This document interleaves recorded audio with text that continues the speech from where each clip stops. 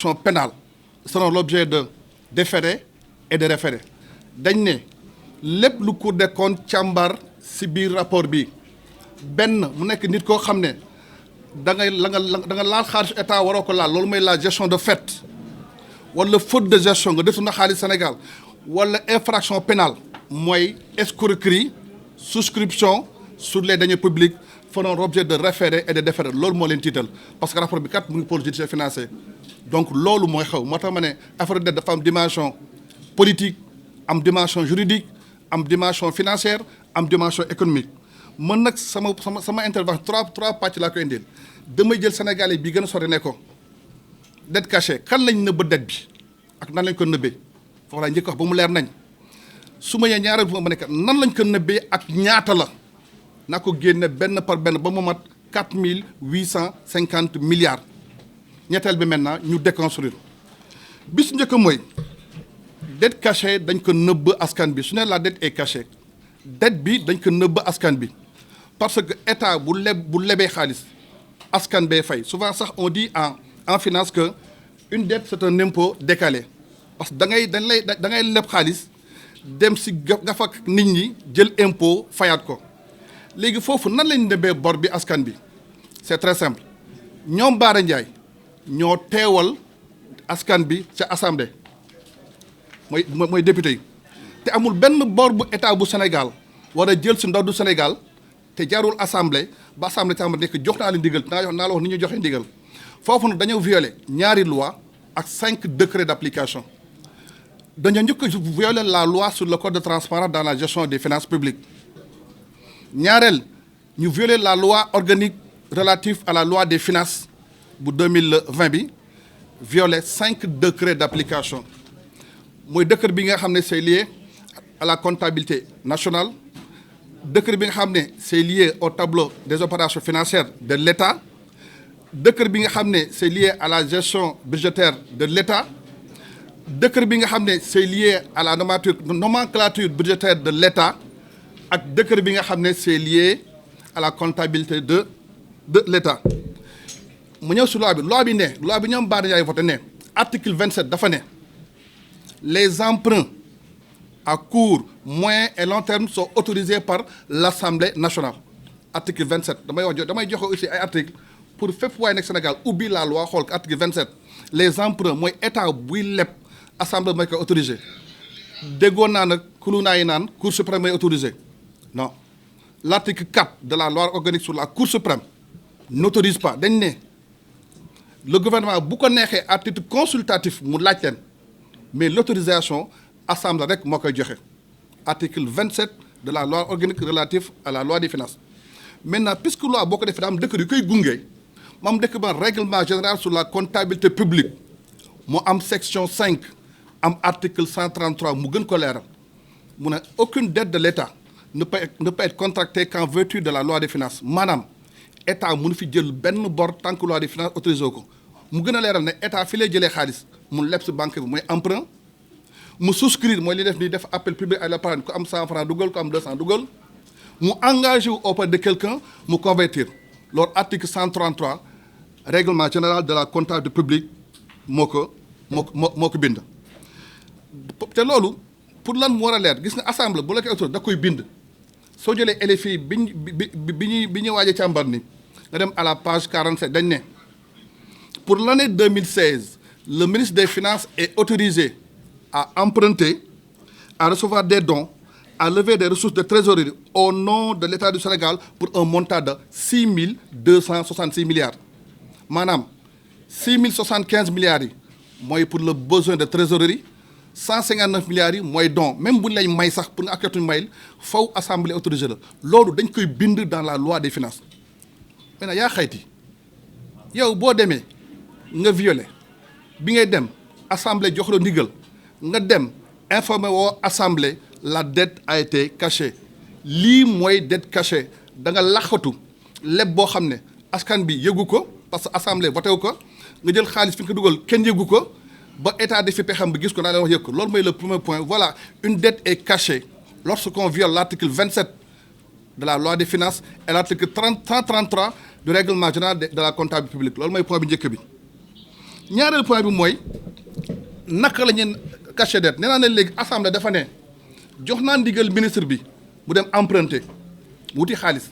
mu nekk maintenant mu ngi ut xaalis sur le plan national et sur le plan international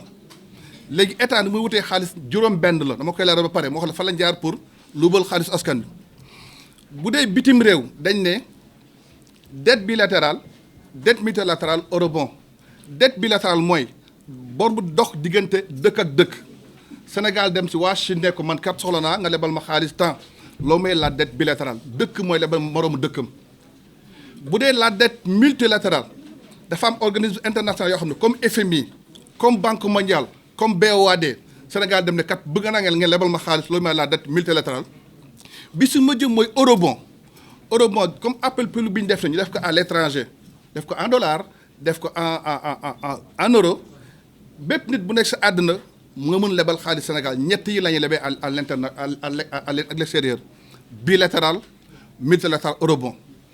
léegi état ñëw à l'intérieur maintenant bu ñu nee à l'intérieur ne dafa nekk dans la zone UEMOA du Sénégal rek parce que Sénégal dafa bokk kuréel boo xam ne dëkk bokk yeneen juróom-ñaari dëkk mooy Bénin Burkina Côte d'Ivoire Guinée-Bissau Mali Niger ak Sénégal Togo mooy UEMOA léegi Sénégal buy leb à l'intérieur dafa am bon du trésor c'est-à-dire bon du trésor état mu koy jaay benn bu nekk 1 million soo ko bëggee lebal benn bon 1 million lay jar wala obligation du trésor benn obligation du trésor muy jël 10 000 francs wala nga def emprunt bancaire nga dugg ci banque yi gars yi lebal la xaalis juróom-ñaar yaa ngi est-ce que xam nga fan la gars yi jaar ba jël 4 850 milliards yi à peu près emprunt bancaire loolu moo tax bi Cour des comptes génne son rapport en février première conférence de presse bu APR ñu ne pour lan ñu siy boole l'emprunt bancaire le 13 xaw ma le 14 février seen première conférence de presse dañ ne pour lan ñu siy boole emprunt bancaire parce que xamoon nañ ne njombe bi si emprunt bancaire bi la nekkoon léegi rapport Cour des comptes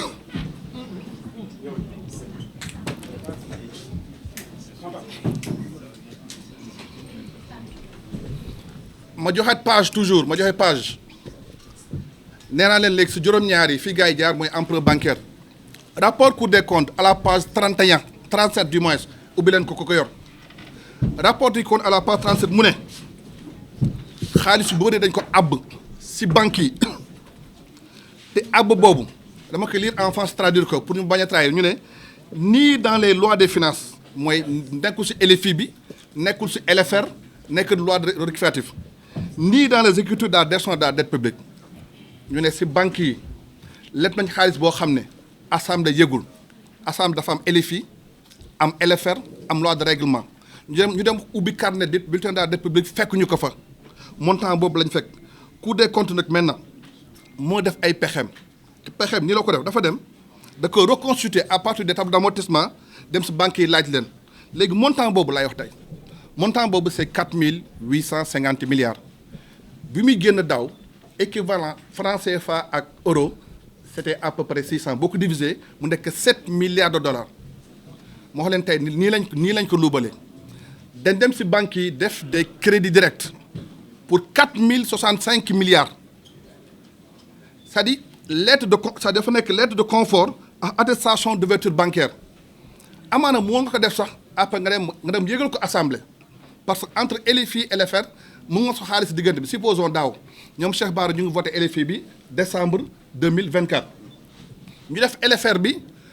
en juin 2025 mais diggante bi mënu nga leb xaalis boo xam ne nekkul ci loi des finances initiale mais da ngay dem nga dugal ko dans la LFR ñoom ñu leb entre 2019 2025 crédit direct lettre de confort ak attestation de couverture bancaire 4 065 milliards rapport Cour des comptes à la page 38 tey léppay leer tey deuxième bi mooy les certificats nominatifs d'obligation foofu nag dañoo tiré 75 certificats nominatifs d'obligation ma leeral ko léegi soo déggee appel public à l'épargne bii passé Sénégal dafa ne dama soxla woon 300 milliards Sénégal am 450 milliards benn obligation ñu koy jaayee 10 000 francs nit mun a lebal Sénégal 10 000 kii 100 000 kii 50 000 mais obligation boobu amul tur c'est au porteur banque bi la koy enregistré parce que il faut nga ñu xam la may CNO certificat nominatif d'obligation supposons mu am benn sénégalais boo xam ne li mu lebal état dafa bëri mu nekk 2 milliards te état bu lay def obligation dafa la naan dama la ko remboursé 3 4 ak 5 ans kekk kooku ne état man kat sama 2 milliards yi dama bëgg nga xaatim benn papier ne amel nga ma 2 milliards bu ko defee man ma jël sama 2 milliards dem si benn banque ne état lebal na ma 2 milliards entre 2019 et 2023 75 certificats nominatifs d'obligation lañ def te li si gën a doyaar mooy yaa xayti boo demee bay def certificat nominatif d'obligation na fekk mu nekk nit koo xam ne lebal na sax état obligation mais dañuy fekk koo xam ne état oto la ko amel defal ko CNO loolu c'est pour un montant de 546 milliards jeexul de loolu créé état 59 milliards d'intérêt parce que tey jii man su ma ñëwee si banque ne ko état dafa war a fay 2 milliards mais dans 3 ans banque du ma jox 2 milliards damay jox 1 milliard 900 maintenant 2 milliards ba banque bi def si intérêt yu état di fay donc les certificats nominatifs d'obligation c'est 564 milliards intérêt yi si tegu nekk 59 milliards bii mujjee mooy des substitutions de débiteurs c'est vrai que sunu biir état soo naa si ñëw peut-être après LFI am na emprunt rétrocédé état mun na ñëw jël agence boo xam ne si moom la bokk mu leb xaalis jox ko loolu mun na nekk mais bii substitution de débiteurs dañoo jël ay entreprises yoo xam ne ils sont dans le privé yu leb yoo xam ne état moo ko garanti loolu ça fait 20 entreprises soo ko boolee muy 238 milliards li may wax ni à la page 37 à la page 38 à la page 37 38 rapport Cour des comptes les crédits directs 4065 milliards les certificats nominatifs d'obligation 546 milliards plus 59 milliards d'intérêts les substitutions de débiteurs 239 milliards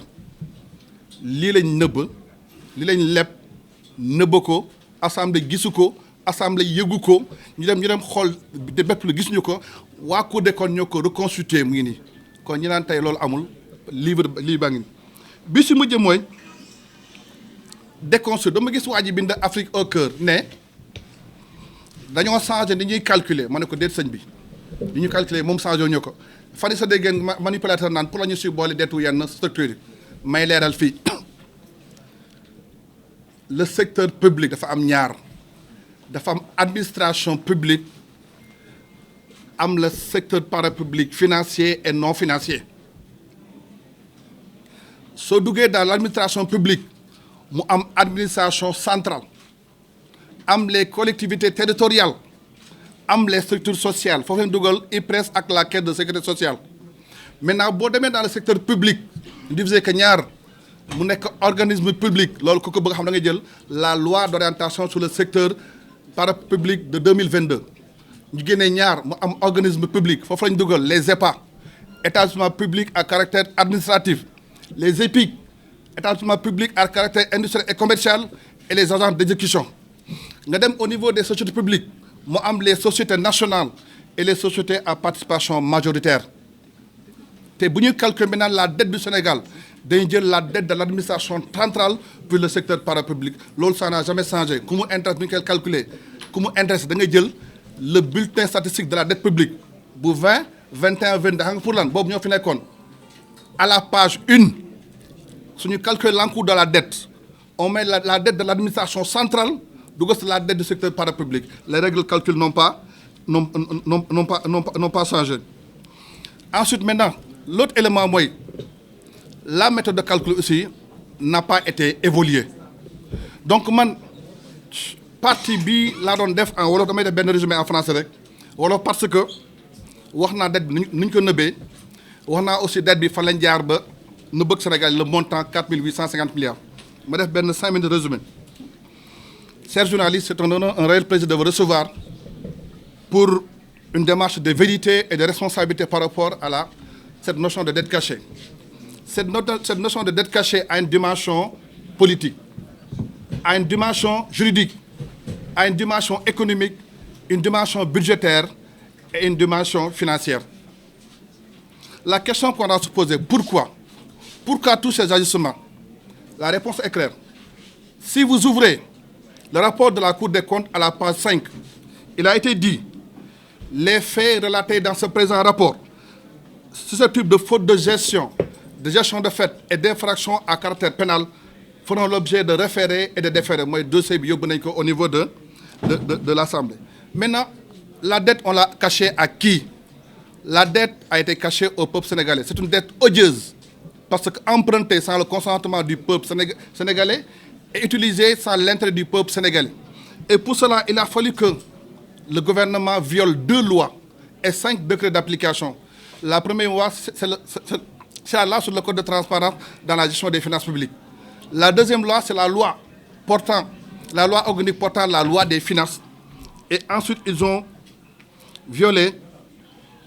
5 décrets d'application. Le décret portant règlement général de la comptabilité publique, le décret portant sur la gestion étatique, le décret portant sur la nomenclature de l'État,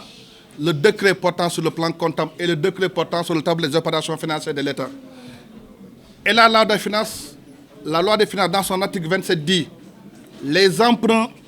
sont autorisés par l'Assemblée nationale. L'article 133 du règlement général sur la comptabilité publique précise en disant que aucune dette de l'État ne peut être contractée qu'en vertu de la loi des finances et précise l'État peut emprunter, l'État peut souscrire, l'État peut s'engager, mais il faut que l'Assemblée puisse l'autoriser. Et lorsque l'Assemblée l'autorise, on l'écrit noir sur blanc dans la loi des finances. Comme par exemple cette année, si vous allez au niveau de la loi des finances, on dit pour l'année 26, le ministre des Finances est autorisé à contracter des emprunts, à recevoir des dons, à lever des ressources de trésorerie au nom de l'État du Sénégal pour 6 266 milliards, 6 075 milliards besoin de trésorerie et 159 milliards pour les dons. Maintenant, ces financements pourront être mobilisés sur le marché national et le marché international. L'Assemblée l'autorise en les mettant sur la loi des finances. Maintenant, comment ils ont fait? Dès l'instant que l'Assemblée autorise, l'État a 6 mois d'emprunter. L'État peut emprunter en dehors du Sénégal, sur l'international. Dette bilatérale, c'est entre pays. Dette multilatérale, c'est entre le Sénégal et une institution financière internationale. Et les eurobonds, ce sont les apports publics à l'épargne exprimés en devises. Maintenant, sur le plan intérieur, donc lorsqu'on parle d'intérieur, on fait référence à l'UEMOA. Les 8 pays, Bénin, Burkina, Côte d'Ivoire, Guinée-Bissau, Mali, Niger et Sénégal et le Togo. Pour cela, l'État a 4 moyens. D'abord, les bons du Trésor qui sont vendus à 1 million. Les obligations du Trésor qui sont vendues en 10 000. Et maintenant, enfin, l'emprunt bancaire. Chers journalistes, c'est au niveau de l'emprunt bancaire que le carnage financier a été réalisé pour 4 850 milliards. Ouvrez le rapport de la Cour des comptes à la page 37 et à la page 38. D'abord, ce sont les crédits directs sous forme de l'aide de confort et certificat d'attestation budgétaire pour 4 065 milliards. Deuxièmement, les certificats nominatifs d'obligation pour 564 milliards pour le principal, plus des intérêts de 59 milliards que l'État doit encore supporter. Et enfin, la substitution des débiteurs. L'État s'est substitué à la part de 20 entreprises pour 238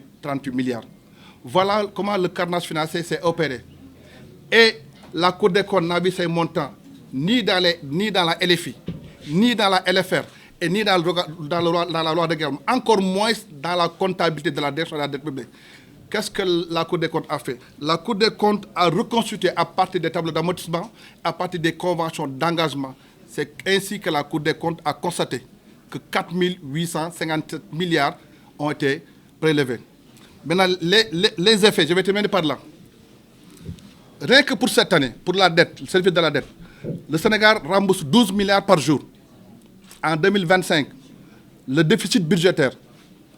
était 1 695 milliards. L'amortissement de la dette, 3 384 milliards. Mais lorsqu'on parle de service de la dette, c'est l'amortissement plus les intérêts. Ouvrez si vous voulez, vous pouvez le vérifier. L'année dernière, l'intérêt, c'était 1057 milliards.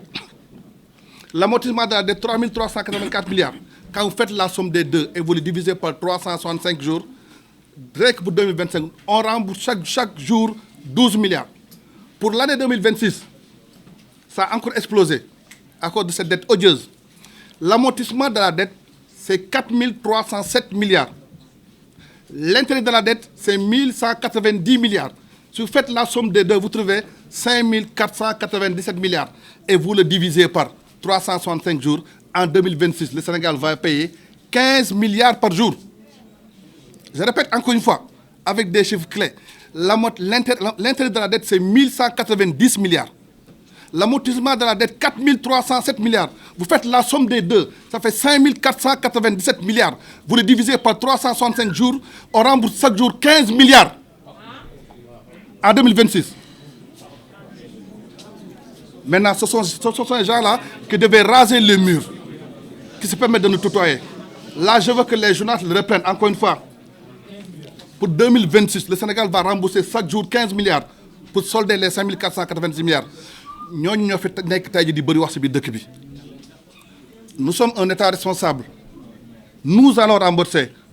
Mais les responsabilités et les coupables seront identifiés et poursuivis. Je vous remercie. Merci.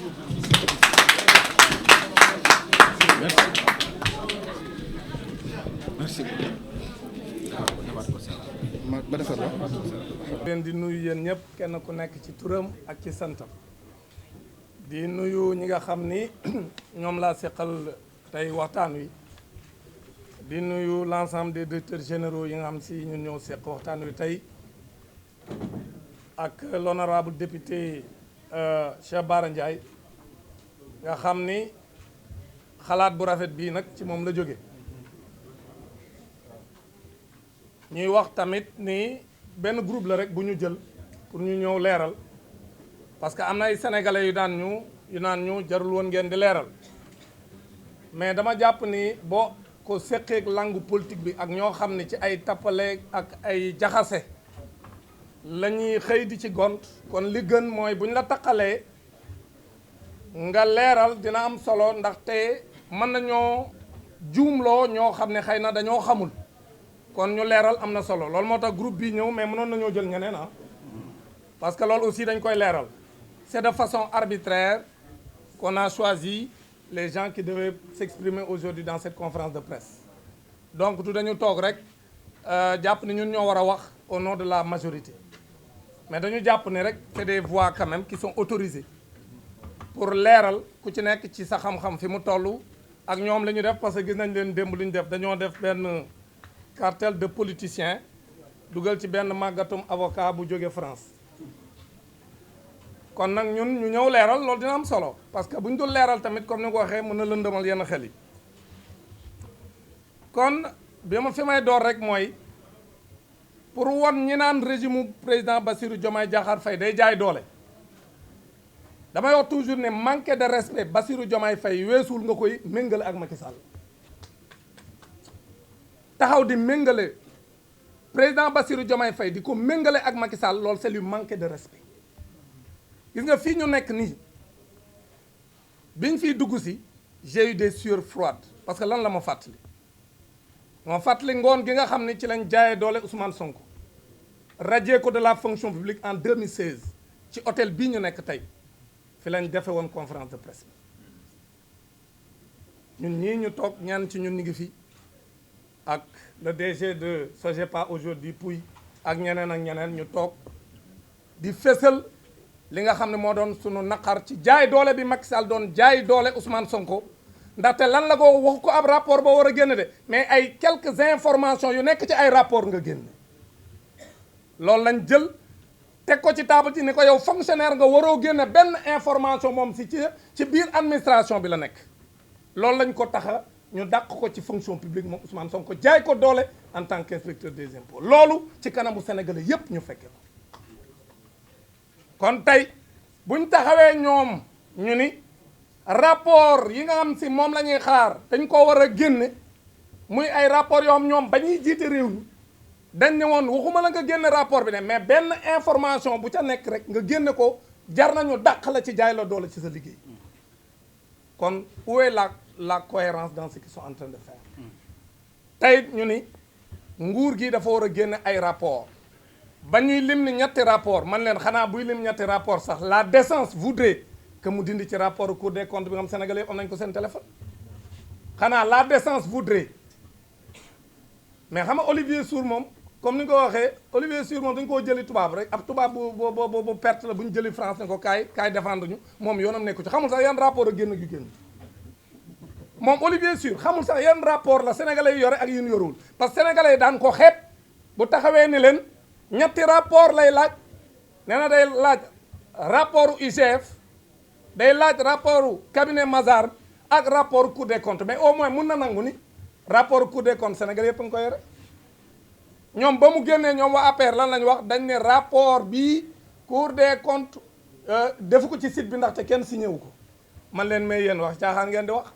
boo xoolee site Cour des comptes rapport yi fa nekk yëpp amul c'est des rapports postés en ligne de façon électronique donc duñ ci def ay signature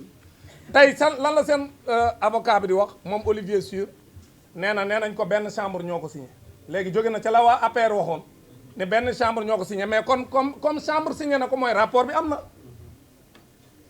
beneen bi mooy comme ni ko nit ñi leerale sànq te Bara Ndiaye leeral ko mooy IGF ñoom ay fonctionnaire u état lañ mais fonctionnaire u état bu defee liggéeyam ba pare mënu koo publier dañ ko koy tere ñun ñii sama gars yi xam nañ li may wax ñun dañoo am ay conseil d'administration sa contrôleur ou sa auditeur interne yow DG Port wala DG 3PT est-ce que sa auditeur interne am na droit auditer au niveau interne sa gestion ba nag dem génn publier ko dans les réseaux su ko defee du fa fanaan dañ koy dàq dañ koy tere donc IGF ay fonctionnaires yi def seen rapport la dañ koy jébbal Cour des comptes ñoom seen liggéey wàcc na du ñoom ñoo koy publier mais Cour des comptes mi nga xam si moom dañ ko imposer mu publier dafa publier kon loolu bu ko ay avocat Macky Sall di laaj c'est parce que dañuy tappale ay caaxaankat lañ xam nañ ni loolu mënta nekk IGF mënta publier rapport le cabinet Mazars également c'est un cabinet privé boom dañ ko choisir pour mu def rapport ma dégg Aïssata Tall Sall ni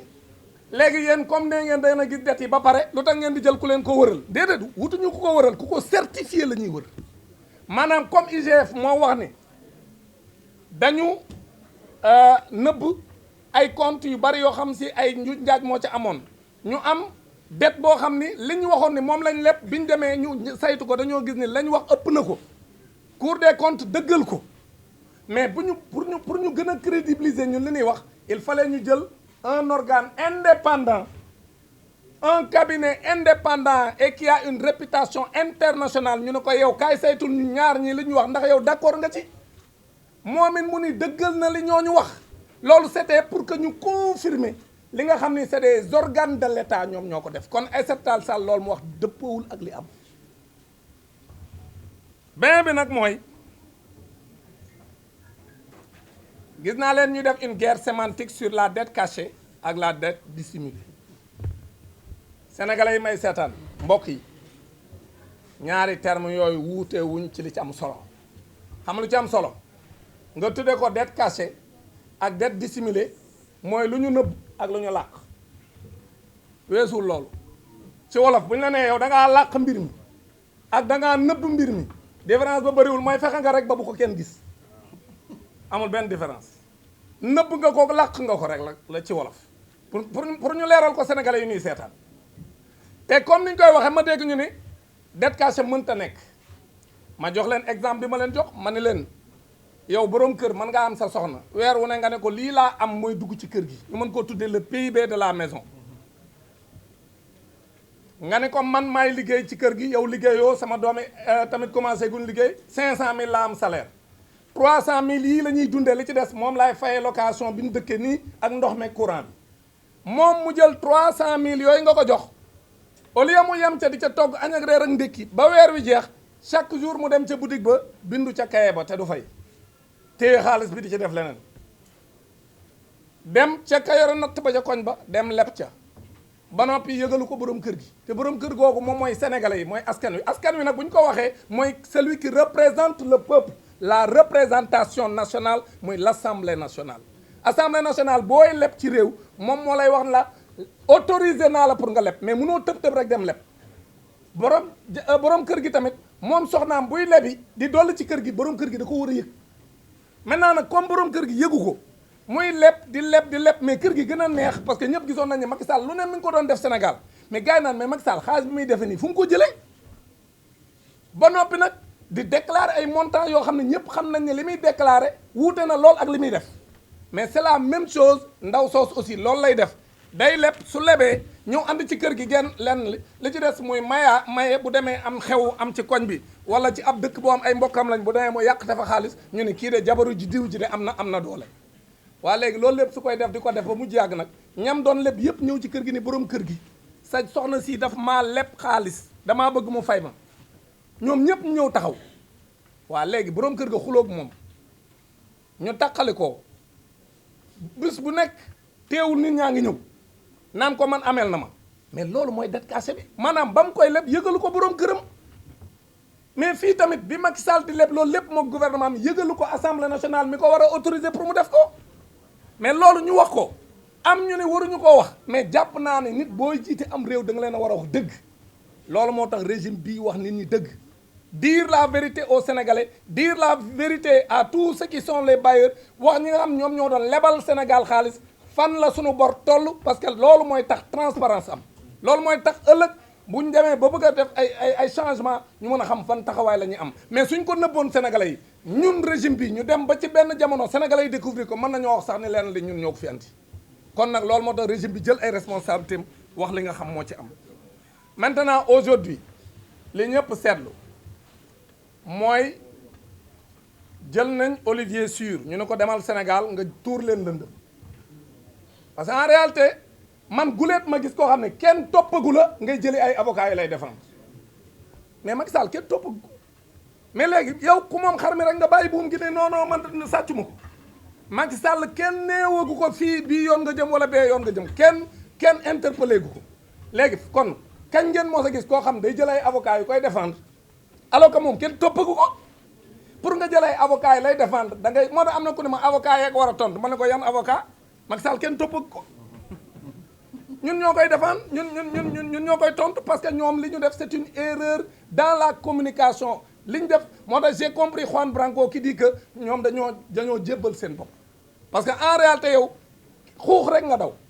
Macky Sall kenn toppagu kon léegi moom lan lay doyee avocat yu koy défendre léegi nag aujourd'hui xam nga loo ciy jàppee ci loolu mooy Macky Sall ci boppam xam na ni def na njombe Sénégal Macky Sall dafa rey Sénégalais yi lu ëpp 80 personnes la rey doo ko dem lépp pour bëgg a imposer def troisième mandat Macky Sall dafa jël alalu askan wi mu randal ko yàqte ko def pasare ko moom ak ay nitam Macky Sall dafa toroxal sénégalais yi parce que ndóol gi sénégalais yi nekkee actuellement Macky Sall moo ko fi indi doog a dem parce que après moi c'est le déluge loolu la bëggoon waaw léegi nag Macky Sall loolu bu ko defee xam nañ dañ koy woo moom il le sait léegi nag moo tax moom aujourd'hui lépp li muy def mooy il jette ses dernières cartes parce que xam na ni tôt ou tard fa mu jëm ak nguur gii xam na ni du yomb parce que nguur gii du làq kenn comme ni ñu ko yàgg a waxee waaw léegi nag aujourd'hui quand Macky Sall est dans cette situation donc mu ñëw ni day jël Olivier Sur ma wax sénégalais yi ni leen il a toujours été l'avocat du diable Olivier Sur di Blaise Compaoré rayé ki nga xam ne référence la en Afrique Thomas Sankara moom mii bokk na ci ñi nga xam ñoom ñoo ko doon défendre et il a perdu donc c'est un avocat boo xam ni chasseur de prime la li ko intéressé mooy ñëw ñu jox ko ci millions parce que xam na ne Macky Sall ak régime moom yore nañ ay milliards comme ni ñu koy waxee ñun tout le temps c'est des opposants milliardaires dafa ñëw pour lekk wàllam ci milliards yi bala ñu leen a jàpp Olivier Sur dafa ñëw lekk wàllam ci milliards yi bala ñoo jàpp gars yi parce que man li ma gëm mooy Macky Sall dañ ko war a jàpp parce que loolu la Sénégalais yi bëgg boo génnee ci mbedd mi dañ naan la lu ngeen di xaar pour jàpp Macky Sall ak njombe li mu fi def yëpp mënta toog ca Marrakech di noncer suñuy milliards dañ ko war a indi ci réew mi te pour la première fois ma gis ko xam ne yow nee nga da ngay ñëw défendre sa bopp mais na ñëw défendre boobu ci Sénégal il n'a qu'à venir au Sénégal ñëw défendre boppam moom Macky Sall bu dee li muy wax dëgg la ci moom bu dee deful dara lan lay ragal na ñëw Sénégal ni fi cëpp daal di wàcc AIBD ñëw taxaw ni moom day ñëw défendre ànd ak ay avocats ak ay politiciens yi ànd ak moom mu ñëw ni day défendre lu tax Macky Sall mënul def loolu man su ma déggee ñu naan Macky Sall est l'opposant le plus dangereux pour le régime man leen bala ngay nekk un danger pour le régime da ngay ñemee ñëw ci réew mi Macky Sall dafay ñemee ñëw bay nekk opposant bu dangereux beneen bi mooy aujourd'hui il faut ñu xam ni APR li nga xam ne am na démb seen siège bi day wane ni régime bii nag régime bu baax la parce que Macky Sall musta may ab avocat bu jógee à l'étranger Juan Branco exemple la ci quand Juan Branco est venu ici ñuy def seen conférence de presse yéen ñii am na ñu ko ci fekke ñuy def conférence de presse fii ici au niveau du relais mais bi mu yegsee lan lañ ko def dañ ko exfiltrer parce que dañoo ñëw am information que ñu ngi koy jël si ci biir conférence de presse bi moom Olivier Sur kenn jëliwu ko dañ koo bàyyi mu toog wax ba géex wax ay waxi caaxaanam dem yoonam bi mu paree ñu dem ci ay télé ñu koy invité muy wër ci télé yi di wax te kenn jàpp ko alors que Juan Branco bi mu paree ci conférence de presse bi relais dañ koo jël le maire des Parcelles Assainies ak le maire Pape Sow bu Sangalkam ñoom ñoo dem di ko làq di ko wër ba dugal ko ci gaal yóbbu ko Mauritanie pour mu jaaree fa daw kon nag foofu day wane ne booba dictature moo am Sénégal un avocat Sénégal ak France am loo xam convention la seen biir ba avocat bu nekk France am na droit plaider fii avocat bu nekk fii Sénégal am nga droit plaider France léegi moom Juan Branco am droit ñëw Sénégal plaider pour Ousmane Sonko ñu ñëw xañ ko yamuñu ca ñu dem di ko dàqi ba Mauritanie dem kar ko andi ko tëj ko fii Rëbës ba noppi nag toroxal ko fii ci Rëbës mais est-ce que ñun def nañ loolu Olivier Sur dañ ko bàyyi mu wax lu ko neex wax ba géex dem yoonam loolu rek wan na différence entre le régime du président Bassirou Diomaye Diakhar Faye et le régime du président Macky Sall bokkuñu ku leen di tëkkale da nga am kon Olivier Sur ce qu'on doit lui dire c'est qu'il comprenne que le Sénégal n'est pas une république bananière que nous ne sommes pas une république de complexés. Il y a un changement de paradigme au Sénégal et que le Sénégal aujourd'hui est dirigé par des hommes et des femmes qui sont fiers d'être sénégalais, qui n'ont aucun complexe envers l'Occident, qui n'ont aucun complexe envers la France. C'est ça que Olivier Sur doit comprendre. Qu'aujourd'hui, si on l'a pris pour être un sorcier blanc, pour venir nous rappeler que nous étions donc des colonisés, que cette époque est révolue et qu'il y a un changement de paradigme et qu'à la tête du pays, nous n'avons pas des laquais, mais que nous avons des gens qui comprennent les enjeux du monde et qui veulent un respect pour le pays et qui sont fiers d'être sénégalais et qui veulent construire un État moderne, un État souverain, un État prospère et un État juste. C'est ça que nous sommes en train de construire dans ce pays. C'est ça qu'Olivier Sur doit comprendre. Que s'il pense qu'il peut manipuler les Sénégalais et s'il pense que ce complexe qui a toujours existé entre le colon et le colonisé, que ce complexe-là continue à exister au Sénégal, c'est parce qu'il ne comprend pas. Il faut lui dire que le pays a changé. Et les arguments qui sont avancés par Olivier Sur, parlant de rapports cachés, en disant que tous les rapports n'ont pas été divulgués, c'est parce que Olivier Sur ne dit pas la vérité. Ces arguments sont tirés par les cheveux. Encore une fois, il n'y a aucun rapport caché. Ce qu'il y a aussi, c'est qu'on a respecté tout ce qu'on a comme réglementation dans ce pays depuis 2012. Quand il y a un changement de régime, il faut auditer les comptes. Et on a audité les comptes. L'inspection générale des finances a produit son rapport. Ensuite, la Cour des comptes, ça a été certifié par un cabinet privé, le cabinet Mazars. Aujourd'hui, le FMI, qui est l'organe qui peut, en dernier ressort, infirmer ou confirmer, vient de confirmer qu'il y a eu de la dette cachée au Sénégal. C'est ça qui est important et le débat est clos. Parce que si vous vous rappelez bien, les gens de la paire, quand on a commencé à parler de dette cachée, avec un niveau d'endettement assez élevé, où on parlait de 119% du PIB, ils avaient dit qu'ils attendaient le rapport du FMI. Mais aujourd'hui que le FMI a tranché le débat, au lieu d'accepter quand même, parce que le FMI, vous pensez que le FMI va trancher le débat alors qu'il n'y a pas de rapport? Au contraire, c'est sur la base de ces différents rapports et qu'ils ont éprouvé, qu'ils ont décidé quand même d'avoir une opinion claire. Et l'opinion du FMI, c'est qu'effectivement, il y a eu de la dette cachée au Sénégal. Donc encore une fois, nous les Sénégalais, nous devons être fiers. Nous devons être fiers d'avoir un régime qui dit la vérité aux Sénégalais. Nous devons être fiers d'avoir un régime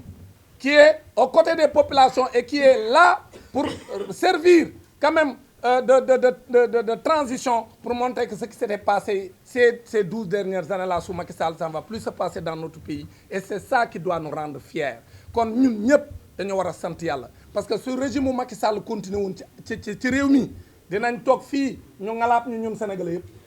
kon nag ñun dañoo war a sant yàlla bi ay ab génération taxawee xeex pour jëlee fii Macky Sall parce que Macky Sall su ko ne woon nekk musiba dinañu dal kon nag li nga xam ne moo am mooy ñoom ils sont dans la manipulation ñenn ci ñoom dañoo tiit parce que Macky Sall ak ñim àndal xam nañ ni parce que ña toogoon ca table ba wër Olivier Sur yëpp xam nañ ni buñ defee la ñu war a def ñoom ñëpp ci kaso bi lañ jëm. Macky Sall ci kaso bi ñu nekkoon ci wër table ba tamit ñoom ñëpp ñu bari ci ñoom ci kaso bi. léegi nag man li ma gëm mooy l'APR dañ ko war a dissoudre APR dañ ko war a dissoudre APR dañ ko war a dissoudre parce que lu tax mooy pick-up yi doon rey sénégalais yi siège APR lañ doon jógee di dem ci mbedd yi di tirer ci kaw sénégalais te loolu ñun ñëpp teg ngeen seen bët manipuler nañ fi police ni ko defloo ko conférence de presse seen alliés yi nekk en France ñoo def conférence ñoom it def seen i émission daan ne effectivement loolu police Sénégal bi wax ne manifestants yi ñoo doon reyante seen biir loolu du dëgg ay nervi ànd ak ay complices yoo xam si ñu ngi ci ay pick-up bu policier ñoom ñoo doon rey sénégalais yi c'est exactement ce qui s'est passé kon nag parti bu fi def loolu man dama gëm ni waratul concourir au suffrage des sénégalais man dama gëm ni parti bu fi def loolu dañ ko war a dissoudre APR c'est respecter la loi sénégalaise parce que un parti Pastef def fi dara ñu dem dissoudre ko Pastef def fi dara lu dul taxaw di xeex pour l'état de droit ñu dem dissoudre ko ba noppi dem tas partem dañoo ba noppi dem tëj siège am dañoo dissoudre Pastef ba noppi tëj siège am wax léegi APR nag c'est la même chose aujourd'hui lañ ko def aujourd'hui ñun dañu am ay raison parce que boobu ñoom bi ñu koy def dañu doon jaay doole mais ñun buñ ko dee def duñu jaay doole man dama gëm ne APR dañoo war a tas parti bi kenn ku bokk ci APR waratu la présenté wu ci benn élection tant que mi ngi présenté wu au nom de l'APR bu présenté woo ci leneen nag mën na nekk candidat beneen bi nag mooy APR comme siège la boo xam ne ci tappale la nekkoon pendant toutes ces années là di fa organiser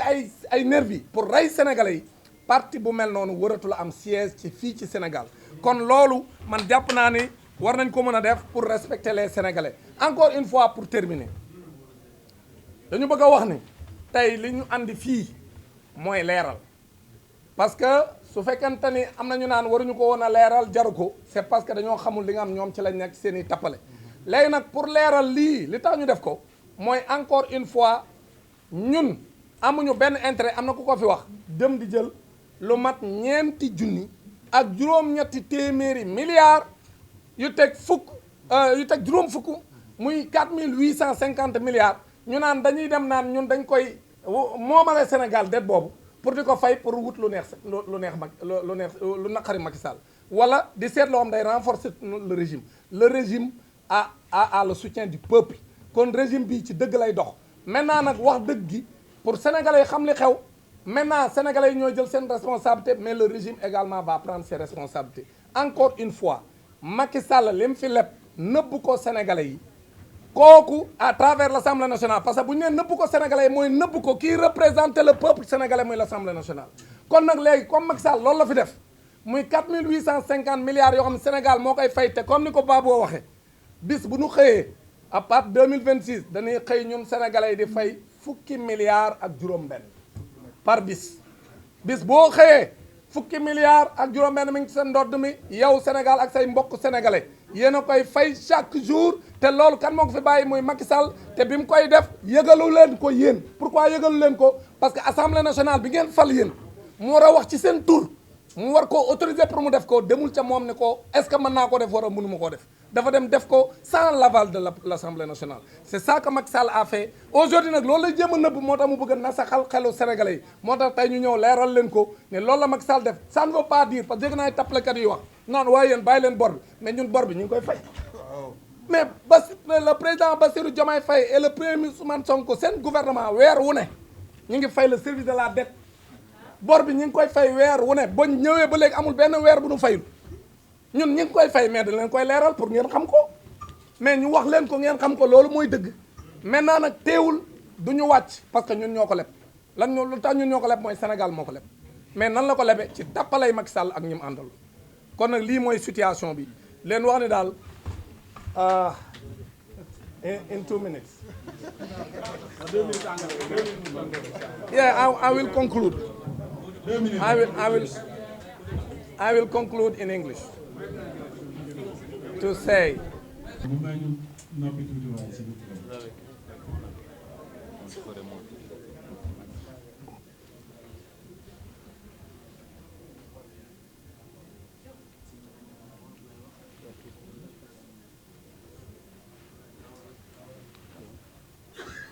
salaamaaleykum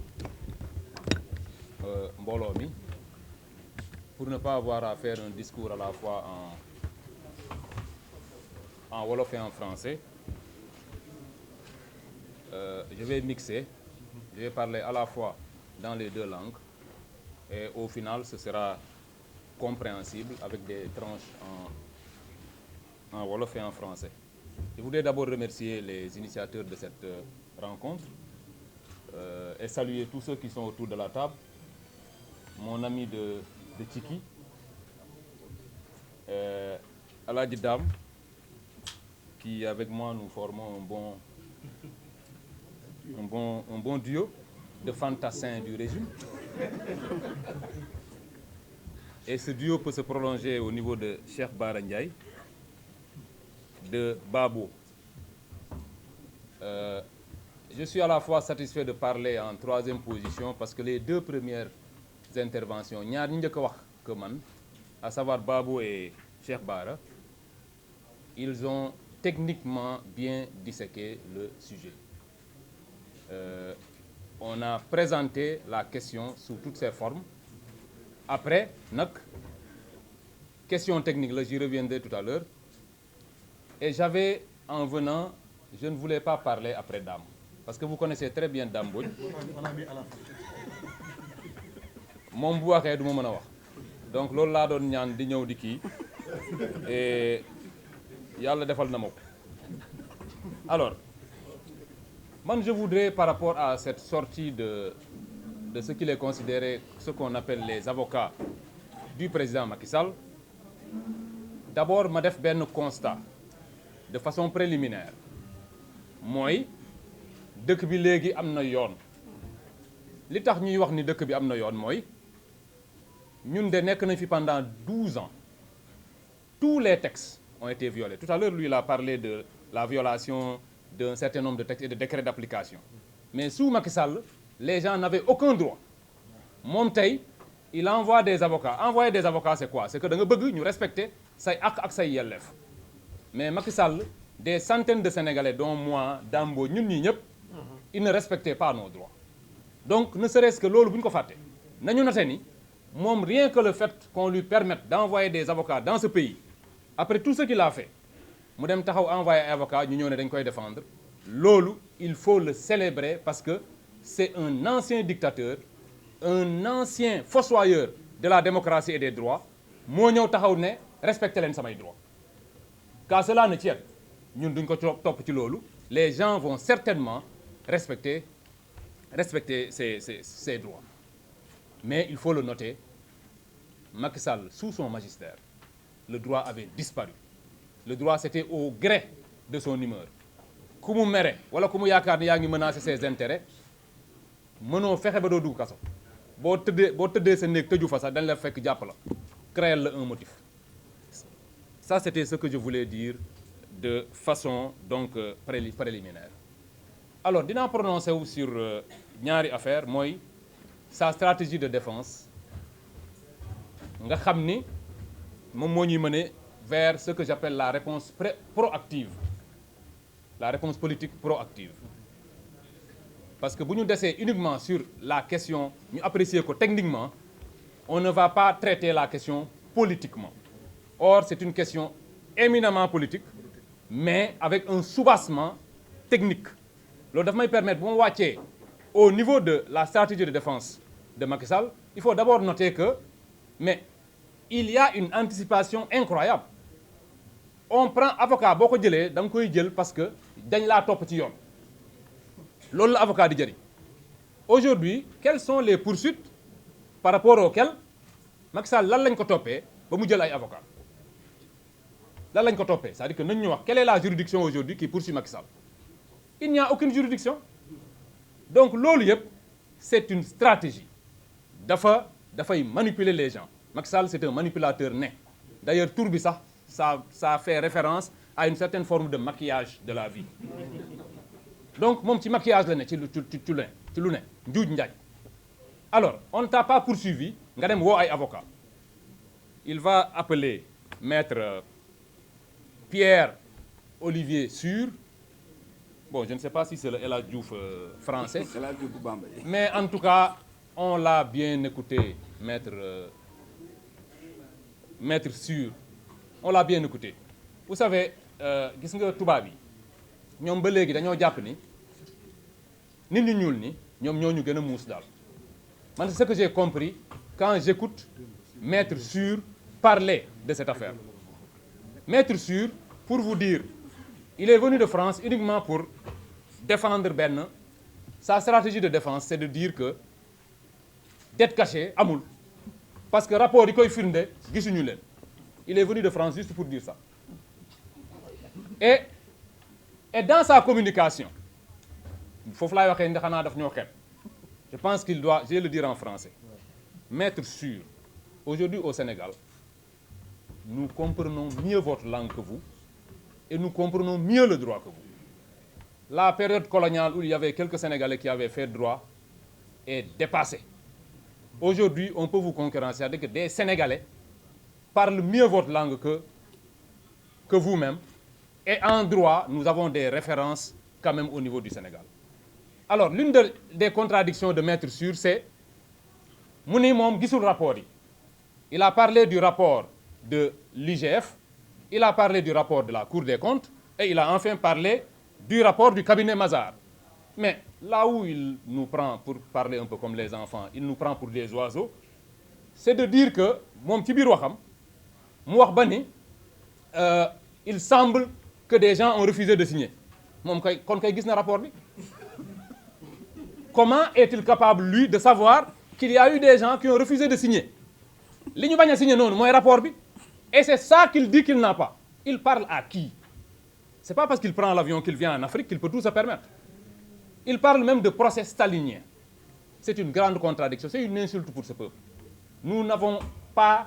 fait de procès. Macky Sall, il n'y a aucune affaire contre lui. C'est à la limite des incidents diplomatiques. C'est-à-dire, yow nga ñëw dans un pays, on n'a pas encore engagé de poursuite, tu te mets à critiquer les gens, à parler de procès stalinien. Comme si nous étions en train de violer les droits. La question, comme l'a dit tout à l'heure Babo, est une question technique. Ce n'est pas un avocat qu'il fallait aller chercher. C'est des spécialistes de droit budgétaire, c'est des financiers qu'il faut chercher à ce stade pour s'expliquer. Soxloolu ngay jëli avocat. Yow liñ la on n'est pas dans un combat. L'avocat, c'est pour te défendre dans le cadre d'une instance. Et je ne pense pas que Olivier Sûr ait des références sérieuses en matière de finances publiques. Pour le moment, on n'en est pas encore là. Donc, aller chercher un avocat pour ça, je ne pense pas qu'on en ait besoin. Et je l'ai dit aujourd'hui, la dette cachée, Macky Sall ak ñoñam, à savoir ñoom Aïssata Tall Sall qui le défendent, mënuñoo wax dans ce pays ba nit ñi jàpp ni dette cachée amul. Dama bëgg retourner affaire bi neneen. Une dette mooy lan mooy loo leb.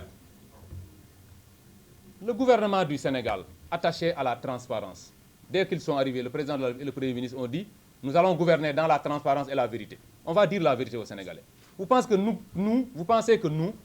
allons aller inventer, parce que la dette cachée,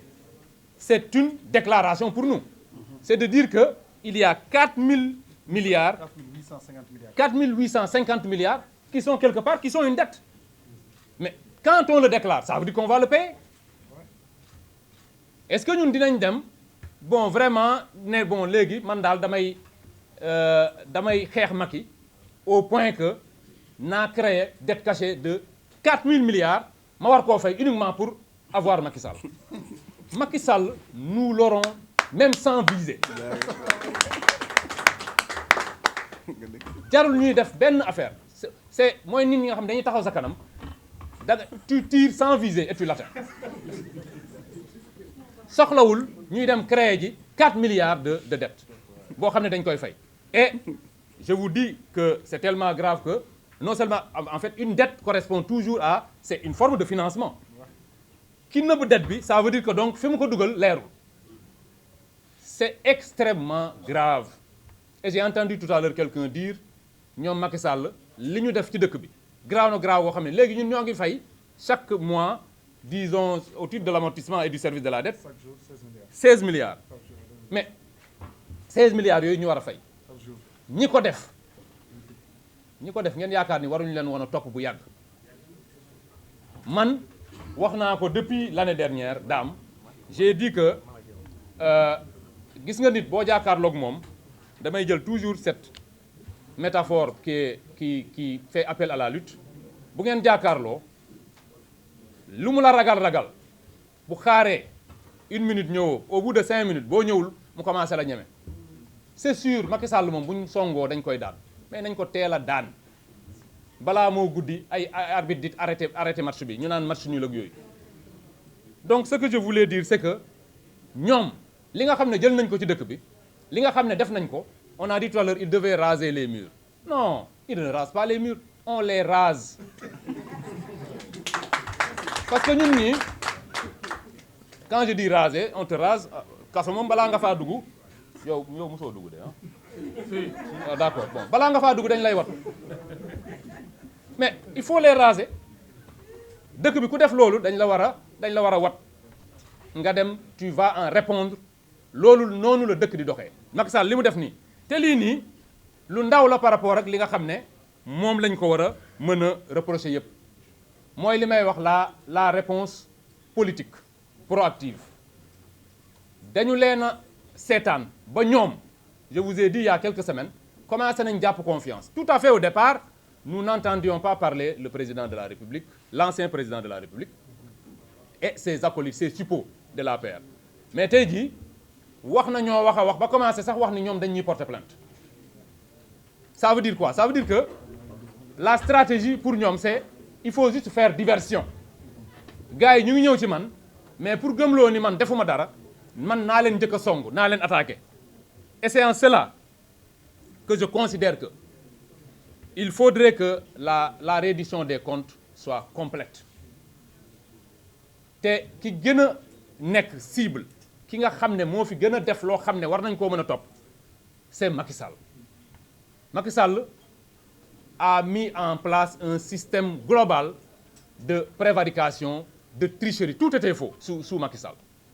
Tout était faux. Li vrai woon li nekkoon dëgg mooy lui il s'appelait Macky Sall et les noms de ses ministres. En dehors de ça loo dugg rek ay naxa nga ca. Parce que la manipulation suprême dans un État waa FMI sax mënuñu koo gëm. Les gens ne savent pas que il était possible pour un État en 2020 et quelques de pouvoir par des micmacs budgétaires parvenir à cacher, à soustraire une dette de la lisibilité. Ils ont été très très forts. Li ñu def kenn mësu koo def moo tax ñu nit ñu war a def loo xam ne kenn mësu koo def mooy tous ceux qui de près ou de loin ont eu quelque chose à voir avec cette dette-là nga xam ne dañoo engagé inutilement le peuple sénégalais, violant toutes les règles, s'immisçant dans les compétences de l'Assemblée nationale. Ñooñu dañ leen a war a wër et on doit les sanctionner. Aujourd'hui, Macky Sall il anticipe sur ces questions-là. Xam na ni les vraies questions pour moi li ñu war a toppee Macky Sall ce n'est même pas ça. Les vraies questions c'est l'ensemble des personnes qui entre 2021 et 2024 ont subi soit un emprisonnement sans cause, soit une torture sans cause, soit un assassinat. Parce que ñi ñu fa rey bari nañ et tout cela ça retournera sur Macky Sall te bu delloo ci Macky Sall et c'est par là que je vais clôturer bu delloo ci Macky Sall ça retournera sur son parti. Le parti APR ne peut pas survivre à ce qui va arriver dans quelque temps. Mënta nekk parce que dans l'histoire du Sénégal jamais aucun parti ne s'est permis cela. Ils se sont permis des choses, ils ont été à la place de l'État organisant une justice parallèle. Justice parallèle mooy lan fii état rek moo am droit wu rey nit sous certaines conditions ñoom jël nañ ay nervis yu rey nit fii état rek moo am droit jàpp la indi la. Il y a parmi les pastefiens am na ñoo xam ne du police moo leen jàpp c'est l'APR qui c'est comme si man ma jël la sécurité actuelle d'Ousmane Sonko et je me mets à arrêter des Sénégalais. C'est ce que faisait l'APR. Loolu tax na bu ñu demee nii tout cela ne passera pas. Ces anticipations, ces constructions intellectuelles, ces convocations de petits sorciers blancs sans profondeur intellectuelle loolu mënu leen cee génne nous arriverons au moment où tout le monde, au niveau de l'APR, et c'est pour ça, en tout cas, que moi je me bats, et je considère que c'est pour ça que les Sénégalais nous ont élus, nous arriverons à un moment critique où les gens de l'APR répondront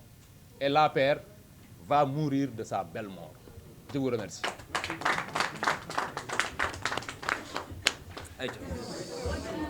Non, non, c'est bon. Ça démarre rek sama bës bi.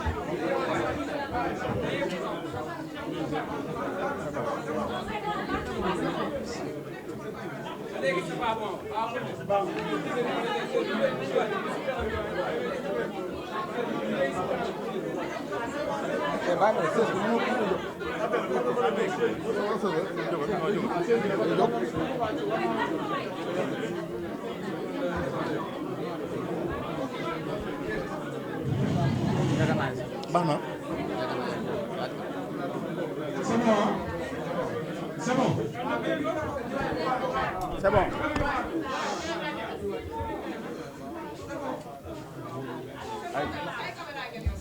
Aywa. C'est bon, au top. waaw auzu billahi mina seytaani rajim bismillahi rahmaani rahim ñoo ngi leen di nuyu yéen mbooleem journaliste yi nga xam ne ñëw ngeen teewe ci jataay bi di nuyu bu baax leader yi nga xam ne moom lañ bokkal fii toog muy le directeur Amadou Ba Babo ak le directeur monsieur Waly Diouf Bodian ak le directeur monsieur Damboj ak man mii di wax ak yéen di honorable député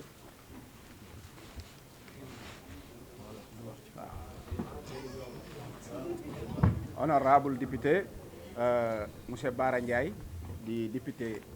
groupe parlementaire PASTEF ñu ñëw fi tey nag ngir def loo xam ne suñu warugar la suñu diggante ak peuple Sénégal parce que ñun mën nañ fàttali ñun la ñan mooy ñun la mën naa wax soldaaru vérité ñun la ñi nga xamante ne dëgg moo ñu boole kenn ku nekk li la boole ci Pastef ak li tax nga tànn Ousmane Sonko comme sa leader jàpp naa ne à 90% bëgg dëgg la kon jàpp naa ne mbooloom xàq la maanaam xisbul xàq moom lañu mooy mbooloo moo xam ne ci dëgg la ñu sosu ci dëgg la ñuy dox dëgg googu ñu boole nag ku nekk xam na ne suñu leader di président Ousmane Sonko di président Pastef loolu la sampe manhaj bii di Pastef muy maanaam philosophie Pastef dëgg moo ko lal wax dëgg mu neex ak mu naqari loolu nag daf ñoo mayul benn yoon kenn ci ñun di jàkkaarloog ay militants wala peuple Sénégal di jéem a essayer pour nax ko ñun jàpp naa ne ci parti Pastef doo ci gis nit koo xam ne dafay jéem a manipuler militants yi wala muy jéem a manipuler askan wi te képp ku ci doon dox di manipuler jàpp naa ne sa diggante ak militant Pastef yi dootul mën a sori contrairement nag ak ñi ñu jàkkaarloo ndax su ma doon misaal tey yéen a ngi fàttaliku seen bi ñu fi daan wax Anita Diop Anita Diop yaakaar naa tey mën nañ ko misaal bu doon ci doole ak Samba Seck wala Abdou Aziz Sall mën naa ko misaal lool rek kan moo mën a xalaat Abdou Aziz Sall wala Samba Seck ak ñeneen ñëpp rek nag laay tudd mais damay jël particulièrement ñaar ñooñu rek mere na benn opposant moo xam Pape Malick Ndour la wala Bougane mu bind ne Bougane dafa am doom waaye jurul doom ji jël doomi Bougane taf ci internet bi ne kii Bougane juru ko da koy ngénte waaye juru ko am na ku ko porté plainte sax pour nangu doom ji kan moo mën a xalaat loolu Abdou Aziz Sall bind ko publier ko wala Samba Seck pourtant ñoom bind nañ man ci sama doom ju ma juru ngénte ko bañ ngoon ma taal internet gis ñu ne kii Bara Ndiaye juru ko am na sax naar bu porté plainte pour jël doom ci ba joxe turu naar beeg appartement bi naar bi dëkk te loolu seen maanaam seen source yi gën a rëy moo ko doon wax nga xam ne kon ñooñu amuñ problème ci manipuler aw askan kon ñun tamit du ñu tàyyi ci bu nu jàkkaarloog ay manipulation comme ni ko Baboo waxee ñu dog ci sunu temps dara ñëw toog ngir leeral askan wi parce que nag ki nga xam ne xamul di wax kooku deful problème ki xam te noppi moo def problème bi kon yaakaar nañ ne ñun am nañ plein droit pour toog waxtaan ak askanu Sénégal ñi ñuy waxal nag toujours ma wax leen ko wax naa ko sànq ni dañoo ñàkk moral ñàkk googu ñu ñàkk moral nag ñu ngi ko jëlee ci leader bi nga xam ne moo leen jiite parce que jàpp naa ne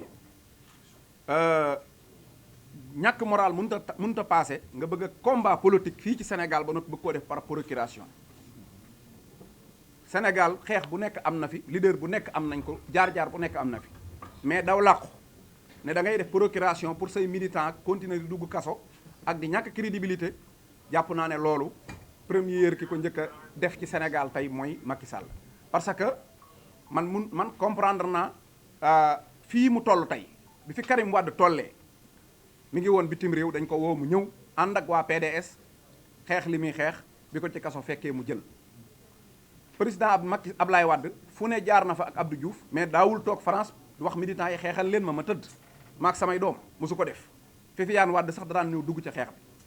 Ousmane Sonko sunu leader bi mu ci tollee mënoon naa jéggi daw wala mu dem ne damay faju ji waaye fii la toog ànd ak ñun xeex li ko ciy fekk ko ci kon c'est la première fois ngeen am leader politique boo xam ne moom day def procuration toog ne moom day toog moo ki doomam ak njabootam ak i jarbaatam ak ñëpp làqatu ne léegi yéen dem leen ngeen xeexal ma ñun jàpp naa ne kon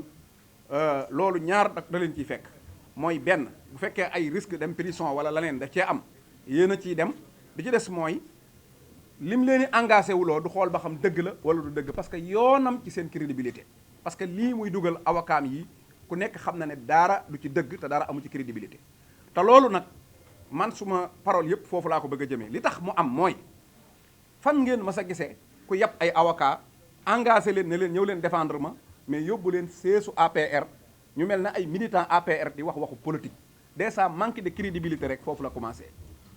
Alaaji Amadou Sall ci laay tàmbalee dem na ba mu xam ne li ñu def rafetul mu naan noonu dañ ñu aaye ñu dal ci ñu def ci hôtel yi loolu du dëgg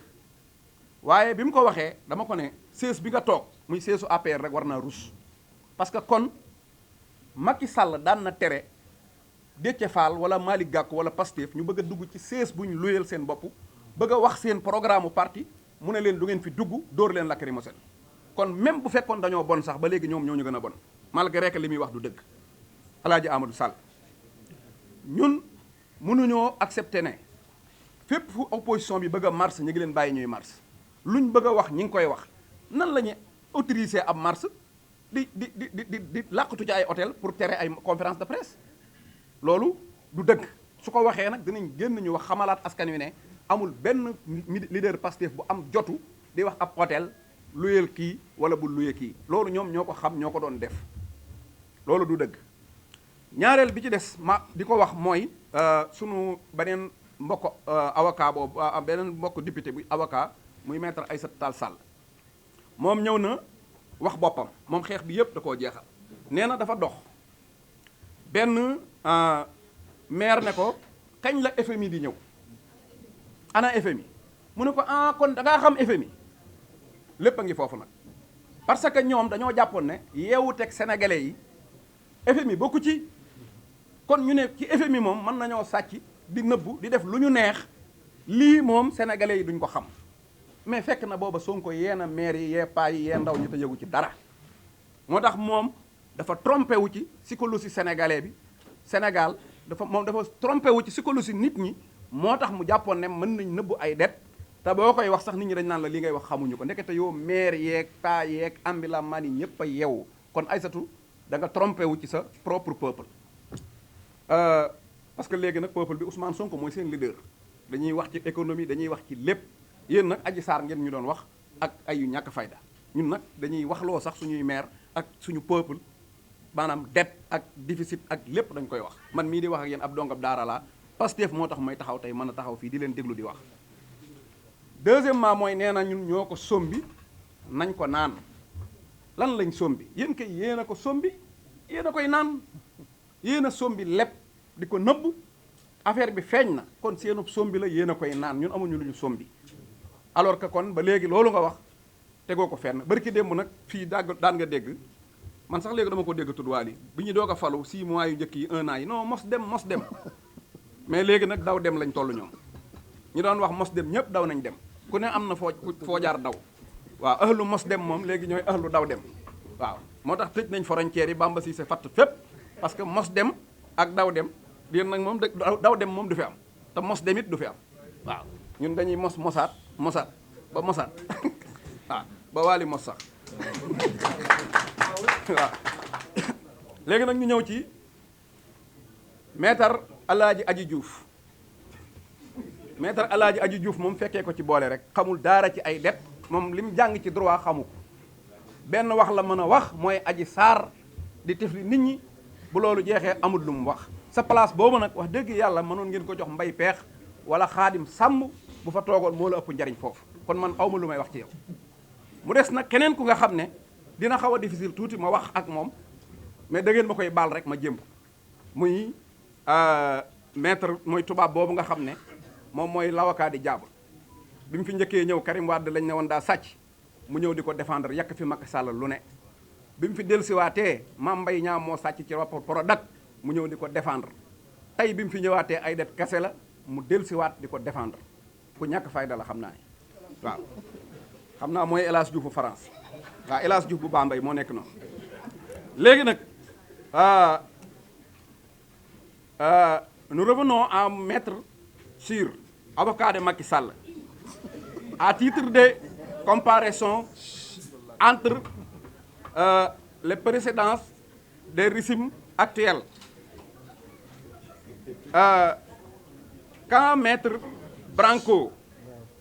venu défendre M. Ousmane Sonko et toutes les difficultés pour assister son client, Macky Sall qui ne respecte pas l'état des droits et aller même jusqu'à arrêter et emprisonner.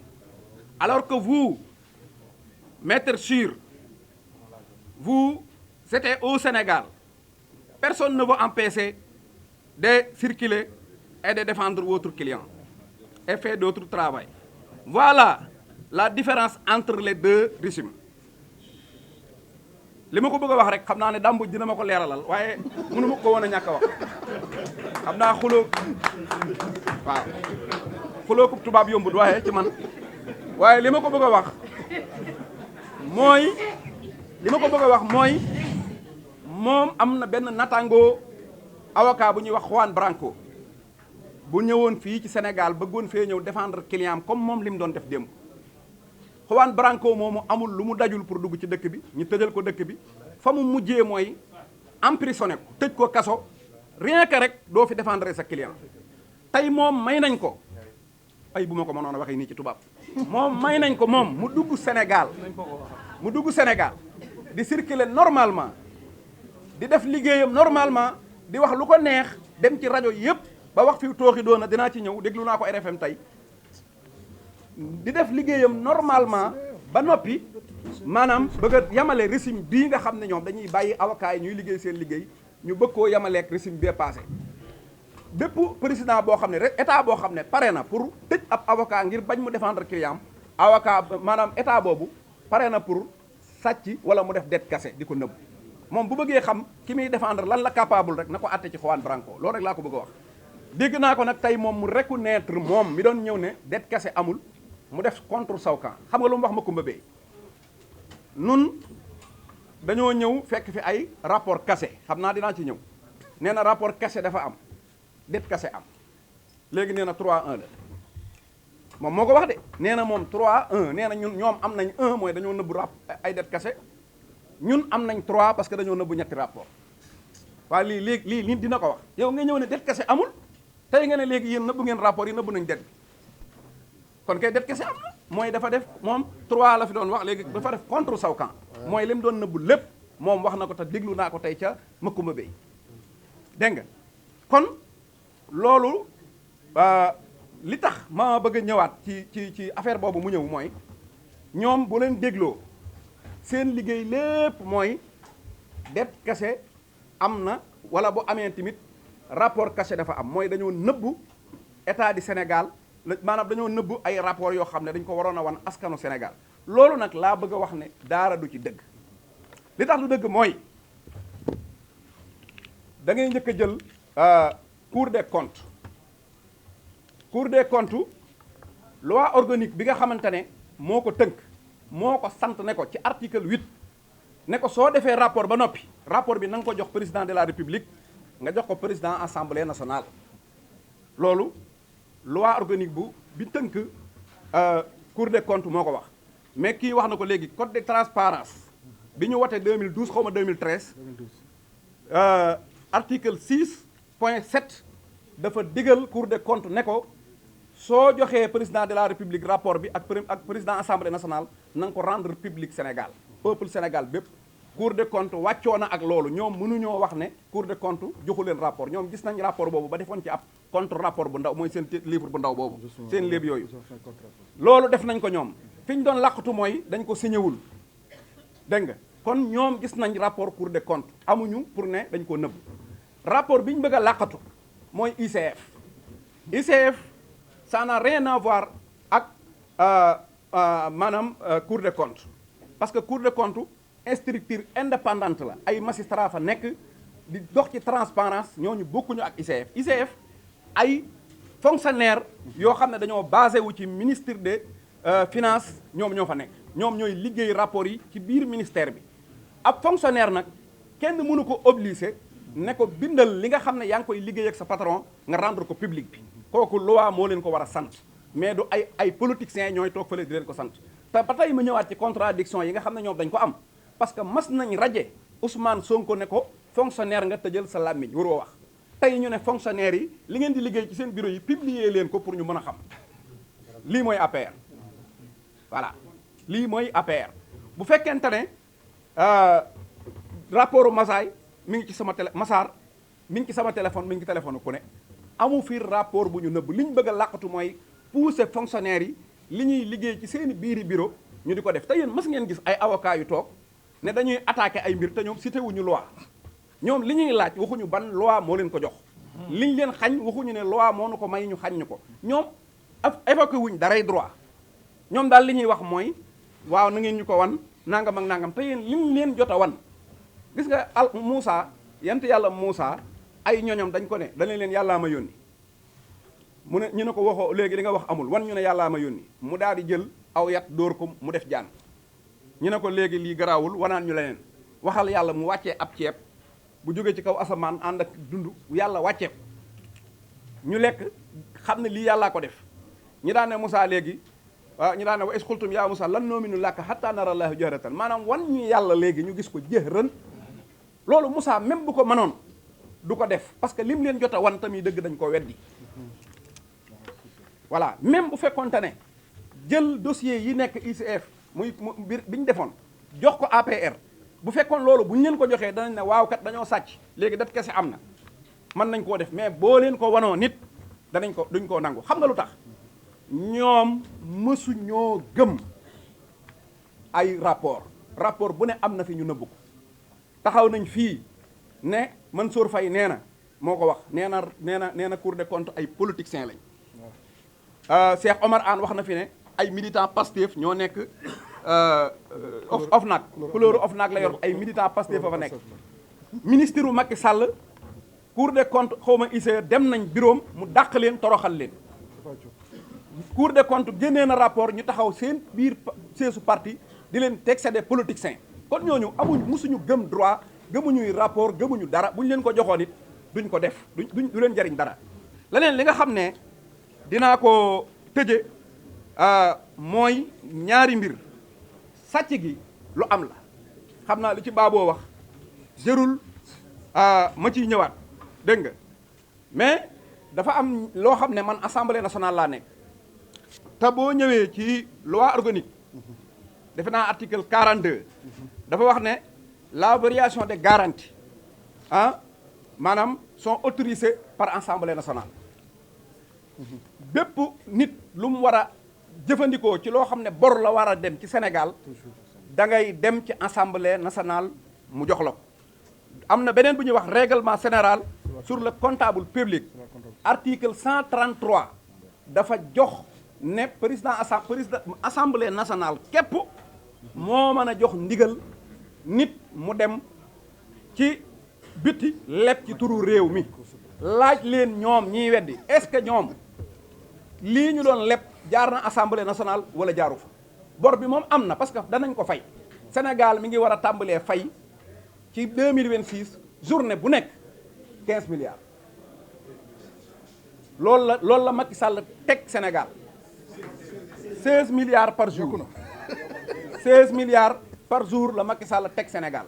16 milliards par jour nag jàpp naa ne su fekkoonte ne dañ ko réaliser ci dëkk bii bu fekkoon dañ ko réaliser ci dëkk bii jàpp naa ne fu waay xool di nga gis ay réalisation Macky Sall mais li wóor te wéer mooy li ñu jël dañ ko réaliser ci seen i biir ak seen i poos moo tax xajatuñu ci réew mi Ablaye Wade wàcc na fi ay waa këram dawuñu comme ni waa kër Macky Sall doon dawee di génn réew mi Abdou Diouf wàcc na fi ay waa këram dawuñu di génn réew mi comme ni waa kër Macky Sall dawee di génn réew mi jàpp naa ne ñoom li tax ñuy xëy di daw di génn réew mi ñaar rek moo koy def loolu mën naa ko jeexalee daam sama temps jeex na mooy ñaar rek koy def xam ngeen ne ku nangoo jël sa réew mii bàyyi fi li ma leen di wax nag man cim xel laay wax Madiambal Diagne bàyyi na fi immeuble boo xam ne daanaka moo kii bee tolloo monument bi bàyyi fi lu ne daw dem man de wër na yàlla bu ma yoroon 1 milliard ñi may tëbal fii du ma daw di fi bàyyi milliard bi bu dee moom dong laa yor koo gis muy daw lim fi bàyyi lim yóbbaale ko ëpp loolooy li wér Europe kenn du fa jàppale kenn ñi daw liñ fi ba liñ yóbbaale ko ëpp léegi nag yéen kan ci yéen mooy toog benn jour mu jël bigam di jéem a estimer Farba Ngom ku ko génne woon lim yor lépp kër yéeg lépp ñaata la jéem ko ci Mansour jéem ko ci Aliou Sall jéem ko ci képp ku wër Macky Sall boo paree nga xool ba xam chiffre boobu ñaata la lay jox man xam naa ne dana romb 1000 moom ak loo leen yërëm dana romb 1000 léegi 1000 yooyu posé naa la question fan lañ ko war a jëlee ndax ay tool la ndax ay magasin la ndax ay dañ doon camion ndax lan la lu dul sàcc waa léegi am réew dinañ fa jëlee lu toll noonu ba noppi ñu ne réew mi na neex nam daan neexee mënta nekk waaw kon loolu laa ñëwoon pour wax ko maa ngi leen di jéggalu bu baax ci bu fekkee am na njuumte yi rawatina français bi wasalaamaaleykum wa rahmatullahi wa barakatu